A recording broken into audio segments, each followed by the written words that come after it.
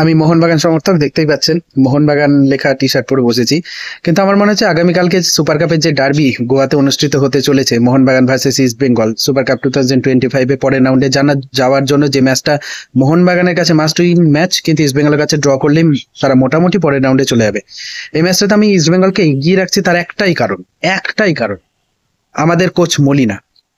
আর যদি একটা সেকেন্ডারি কারণ হিসেবে ধরা যায় তাহলে অবশ্যই ইস্ট বেঙ্গলের midfield trio, Saul Crespo, Rashid এবং মিগুয়েল ফেরেরা যে অসাধারণ ফুটবলটা খেলছেন, তার কারণে মোহনবাগান পিছিয়ে থাকবে। কারণ আমাদের মিডফিল্ডে কে আছে? আমাদের মিডফিল্ডে ডান দিকে মনভীর, বাঁ দিকে লিস্টন, দুর্দান্ত দুজন উইঙ্গার, কিন্তু এরা তিনজন বিদেশি, এটা একটা মাথায় রাখতে হবে। এবং ওদের উইঙ্গার কারা? ওরা 4-3-3 খেলে।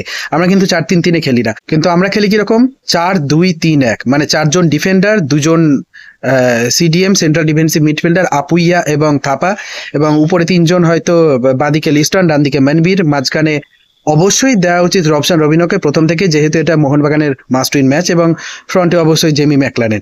কিন্তু ইস্টবেঙ্গলের ক্ষেত্রে সুবিধাটা হচ্ছে ইস্টবেঙ্গল 3 জন বিদেশি মিডফিল্ডার পেয়ে যাচ্ছে, এবং তাদের লেফট উইঙ্গার বিপিন সিং এবং রাইট উইঙ্গার নাওরে মহেশ সিং, যারা অসাধারণ।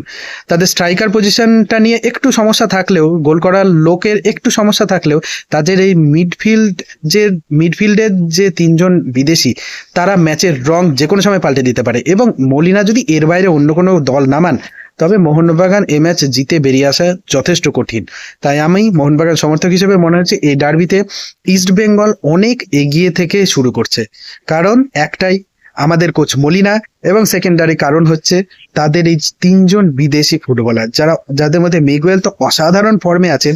আমাদের রবসান রবিনো এত ভালো একজন প্লেয়ার, কিন্তু তিনি লেফট উইঙ্গার, তাকে খেলাতে হবে আমাদেরকে অ্যাটাকিং মিডফিল্ডারের জায়গায়, এবং তার ফিটনেসের অবস্থা ততই জঘন্য। শরীর মোটা করে উনি ভারতে এসেছেন, সেভাবে নড়তে চড়তে পারছেন না। হ্যাঁ, পায়ের কাজ কিছু দেখা যাচ্ছে, ভালো ঠিকানা লেখা পাসও করছেন, কিন্তু তার ফিটনেস চরম তথৈবচ অবস্থা।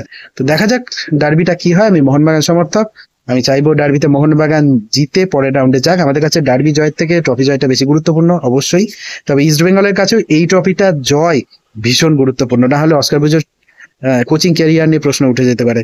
তো দেখা যাক কি হয়।